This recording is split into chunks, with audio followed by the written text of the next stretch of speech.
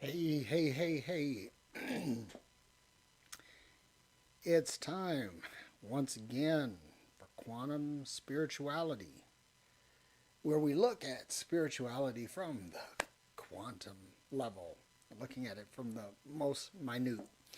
And I really love the space that I'm in spiritually. And listen, one of the things that I want to make clear is that I'm not trying it to get anyone to think like me. It's not the end game. What I want you to do is I want you to think, period. Put on your thinking cap and think about how all of this works. And so, this is part of Three Chord Live, and that consists of Bill Thrasher and Michelle Brown, Tammy Wilson, Catherine Toon, Kyle Butler, Mike Zinker, and yours truly. So, before I get started, I want to ask you a question, and you can put this down in the chat. But I want to ask a question. How much better do you think humanity would be if they were to spend more money on scientific, philosophical, or business studies instead of theology?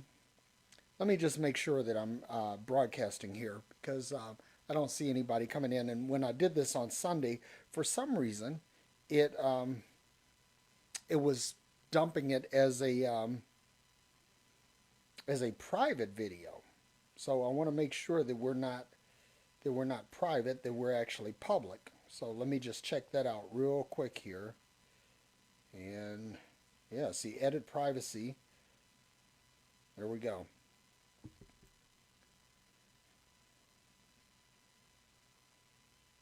Okay. All right. So we're going to do this again. Welcome to Quantum Spirituality. I'm Derek Day, and this is the Three Chord Live, which consists of Bill Thrasher, Michelle Brown, Tammy Wilson, Catherine Toon, Mike Zinker, and yours truly.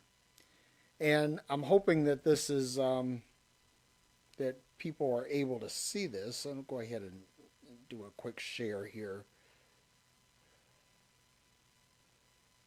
And let's do this. Oh,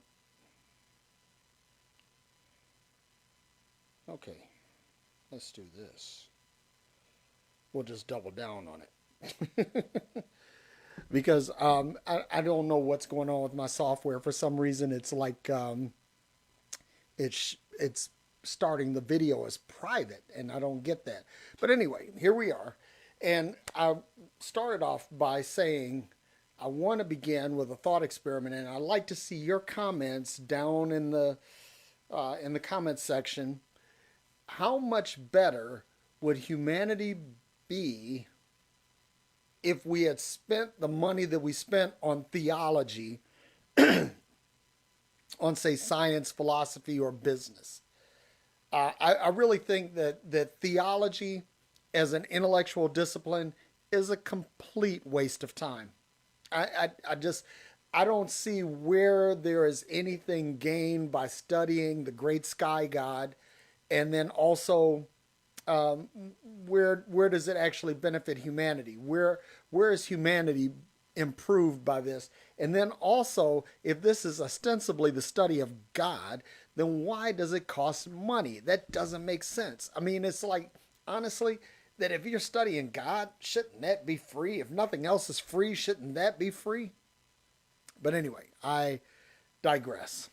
But that's my thought experiment for you today.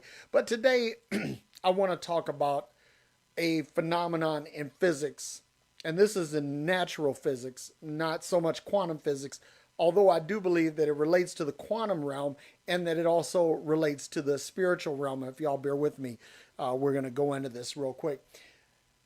I want to talk about heat. I want to talk about warmth. I want to talk about that which is an indicator of life. Now, it may very well be that in our sojourn into the stars that we might discover incidents where life exists without the heat that we're accustomed to experiencing life in. For example, Jupiter's moon, Io, for example, is believed to have an ocean of liquid water beneath its icy crust or its icy surface. And in that, there may be life. And this life may be in temperature conditions that we're not familiar with. But I digress. Life generally is indicated by warmth. A human body operates at about 97 and 98 degrees Fahrenheit.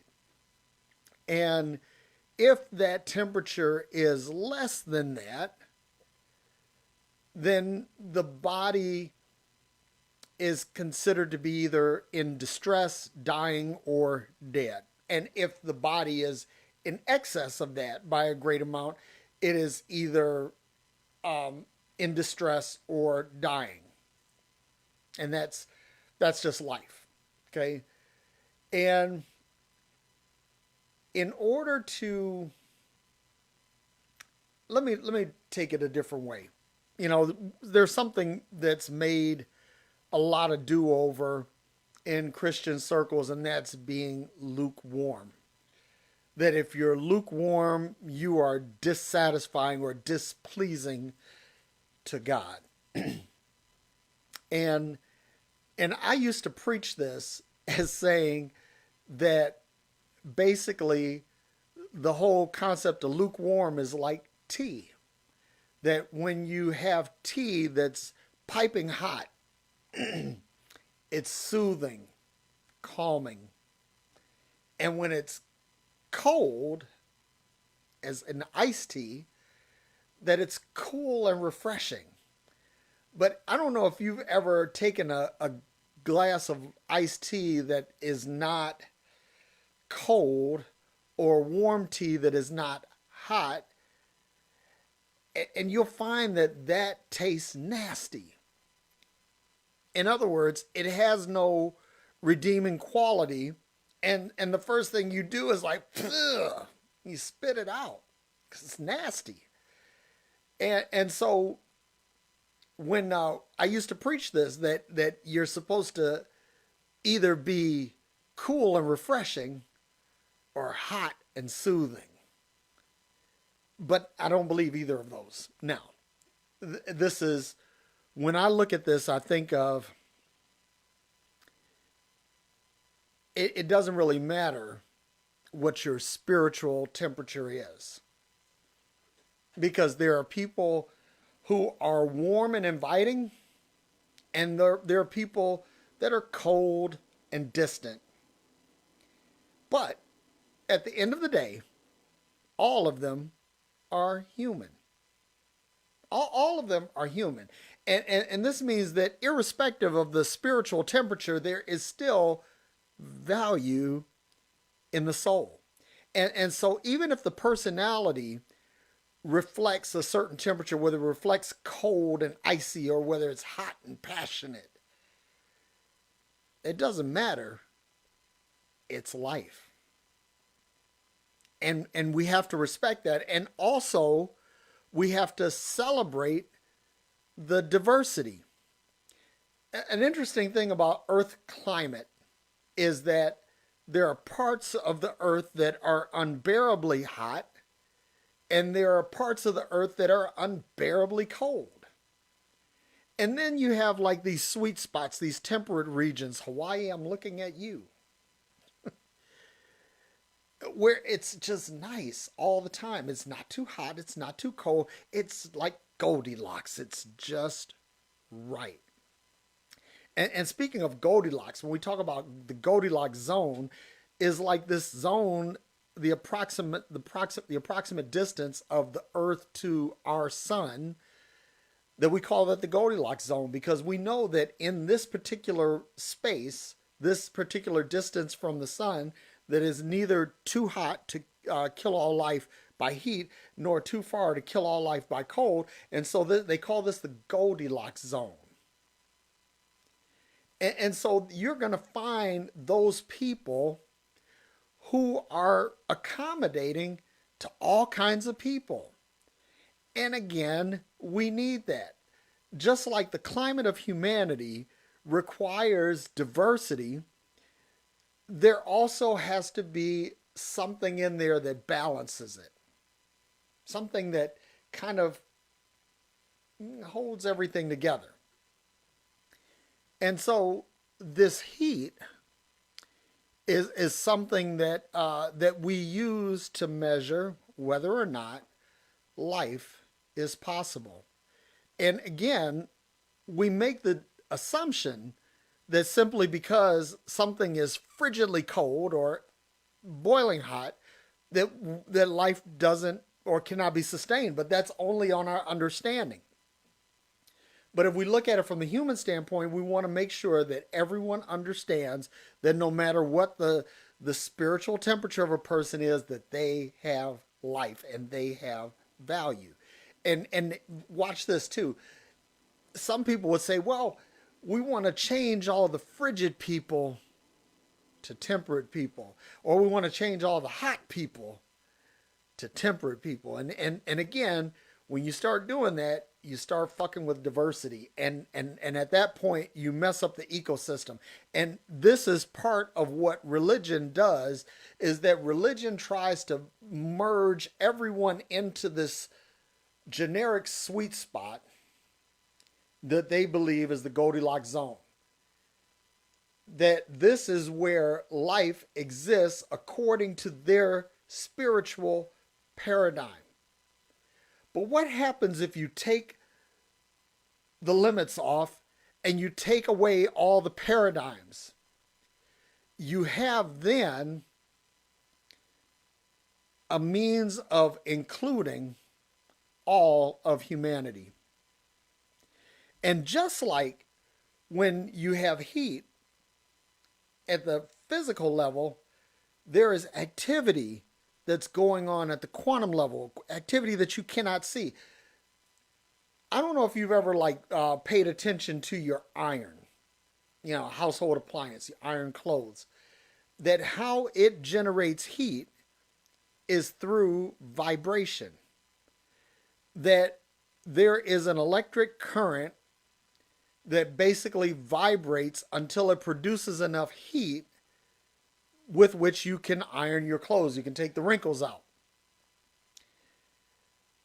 That comes from a vibration of electrons in atomic particles. And these electrons vibrating is an indication of some excitation in the quantum field.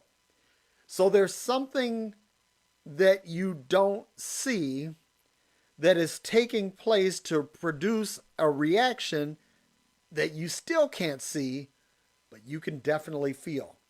If you don't believe me, turn on your iron and put your hand on it as it heats up. And you will find that even though you cannot perceive something happening, something is. Heat is being generated. And that brings me to another point. That part of what makes humanity a living organism, catch me on this, because humanity is not just an aggregate of individuals. It's not even simply a population of individuals. Humanity is a living organism. It is a single body. We are all united. And you can tell that this is true when you see people who are actively doing things to promote the health of the body, because these people are the people that conduct the warmth that others in humanity are drawn to. Listen, even those who are icy by nature are still drawn to those who conduct life-giving heat. And this life-giving heat is created by love. When humanity is actively loving, that is, exercising empathy and compassion, we're giving off a warmth that not only draws the rest of humanity to it, but it in turn gives something back to humanity in the form of spiritual warmth. Have you ever been around a person or people that when you're around them, you feel secure? You just feel awesome being in their presence. That, my friends, is quantum activity in the spirit realm that is creating an excitation of subatomic particles that in turn produce heat. So when we look at humanity in its best form, humanity at its best is loving. And when this love is conceived, it can be perceived. But just like creating a fire, you can create a fire by rubbing two sticks together or by striking a flint against a stone to create a spark against some combustible material. You can create fire, but the thing is that fire doesn't happen on its own. It is the result of some other occurrence. Even when prehistoric man discovered fire, it likely emerged from a lightning strike over some dry wood or grass. And this excitation of the field caused this material to burn, and fire was created. And humanity learned that in order to have this fire, to have the benefit of the fire, that it had to learn how to recreate that fire. Now, I humbly submit to you that when humanity was created, we were created to give off warmth. Listen, there is a reason why we operate at this temperature, and it's not some biological accident. There is some intelligence that goes into the production of heat in the human body, heat in animal bodies. This is a biological function that is spurned by the quantum field by some superior intelligence. Call it Papa, call it God, call it the universe, call it Mother. And whatever it is, whatever you call it, there's some divine intelligence that went into producing us as heat radiating beings.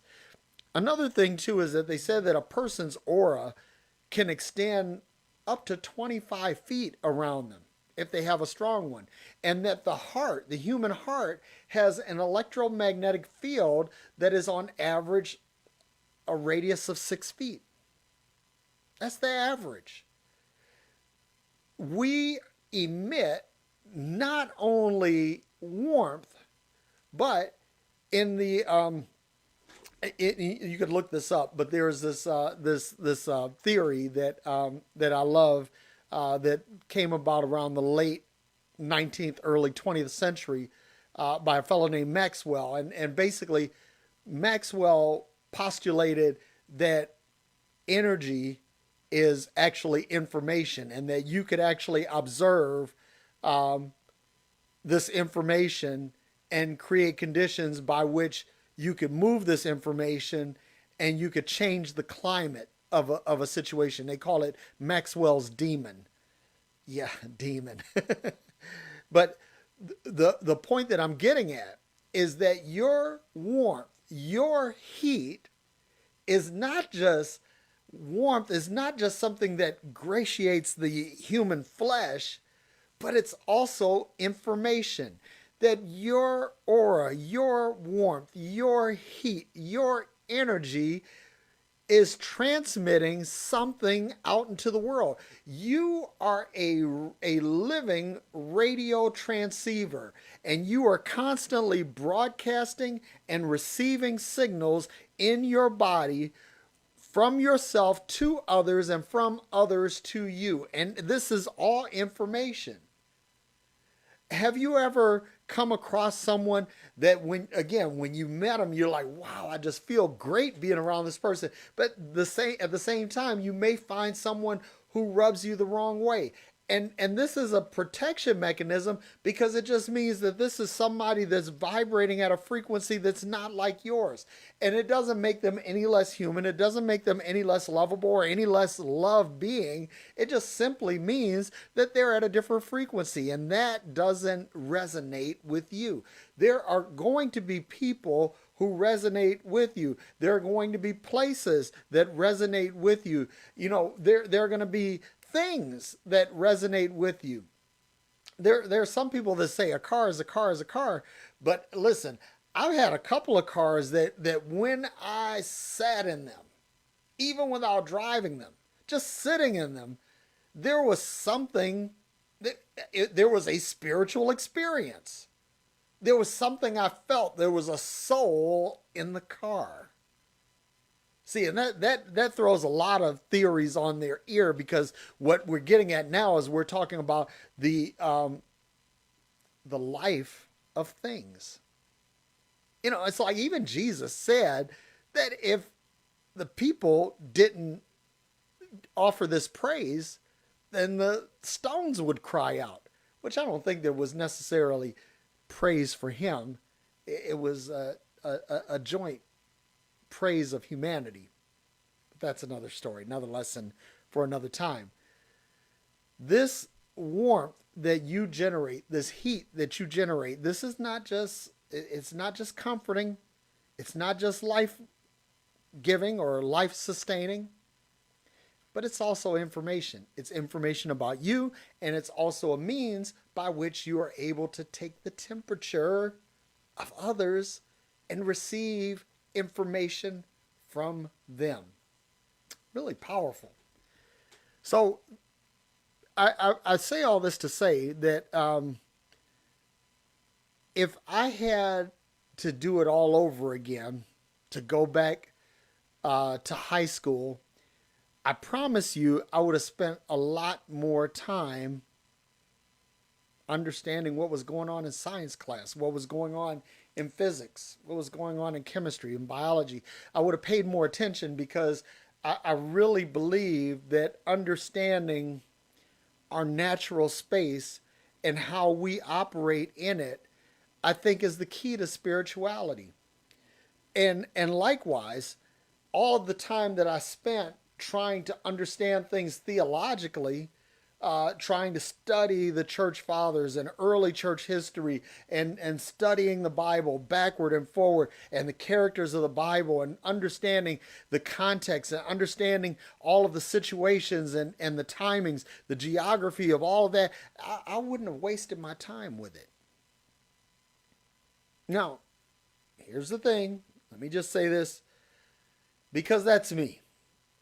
If studying theology works for you, that's great.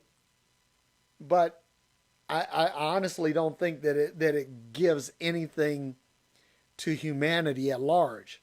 It may be gratifying to us individually, but as far as a discipline that gives back anything to humanity, I would humbly disagree.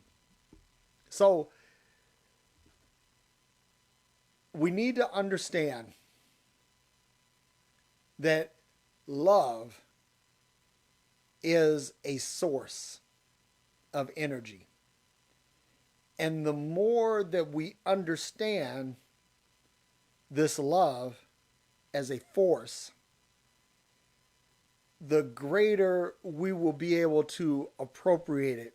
It's just like nuclear power. The more we know, the better we're able to utilize it. Or wind power, or solar power, or hydrodynamic power. It doesn't matter. The more you know, the better you are at using. So if we spent more time understanding, and I've said this before, and I had to kind of walk this back because I've been calling my particular field of study, if you will, I call it divine anthropology. And my buddy Matthew DiStefano called me out on it. He said, "No, Derek," he said, "if you're calling it divine, then what you have is another form of theology." And because I am teachable, I had to walk this back. I don't stand on the, well, let me put it this way. I don't cling so tightly to the term divine anthropology anymore because it's, you know, it may be something else. So I like to say now that I am a student of quantum humanity. There, I took all the theology out. Because I honestly, I'm really at the point where I have no more need for theology. I have no need to study it. I have no need to discuss it. I have no need to really even entertain it. I mean, listen, if that floats your boat, that's great. But for me, nah, I'm past that. And it's not to try to be condescending to those who are into theology. Listen, if you do that, if that's your thing, hey, your mileage may vary. If it works for you, who am I to judge? I'm just saying that I think that humanity as a whole would have been moved a lot further along had we not spent so much time, talent, and treasure on theology. And then we would have been able to better understand ourselves as a heat source and also as a heat receptor and learn how to be transceivers of that warmth. And understand this, we a lot of times we get caught up in our own family and our own loved ones and the people that we gravitate toward or are attracted to, and we give our warmth to them, and we do this often at the exclusion or at the expense of others. And what I would say to you is that there's nothing wrong with loving whom you love. You love who you love.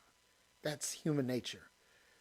But remember that you are a love being and that your broadcast is consumable by anyone. Don't think of it as hoarding your warmth. Think of it, now let me put it this way. In our solar system, we have a sun, a star at the center of our solar system. And this star gives warmth and energy indiscriminately. It doesn't pick and choose. There are some that are closer to it and some that are further away, but the sun is the sun. And because we are made of the same stuff that stars are made of, let's radiate like the sun. And that's what I have. And I hope that that helps, encourages, educates, edifies, something that it gives something to you. Because at the end of the day, if I simply talk and don't give to humanity, I'm basically wasting my time and yours, for those of you that listen. And I don't like to do that. I like to make sure that I'm giving the best effort for the time that people have invested in me. So if you have any questions or comments, please feel free to hit me up. Instant message me on Facebook, or you can hit me up on Instagram or Twitter. My handle is Derrick E. Day. That's DerrickeDay.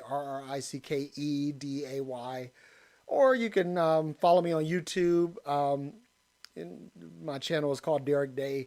And I'm also a co-host of the Heretic Happy Hour, which is really the only place now where I really even care to discuss theology, but I do it because I get to do it with some really awesome and entertaining, educated people.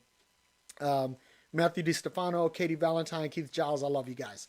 And thank you for allowing me to participate in that. And also, you can check me out on the Forward podcast, where my last two episodes include Dr. Keenan Davis and Rachel Beck, two social media influencers, authors, and people who are making a difference in the world, that they are moving humanity forward. And I will be coming back soon with my my blog, Love Minus Religion, on patheos.com. And also you can check me out at www.derekday.com. Click the link that says contact, and it'll give you a form to fill out that will produce an email to me.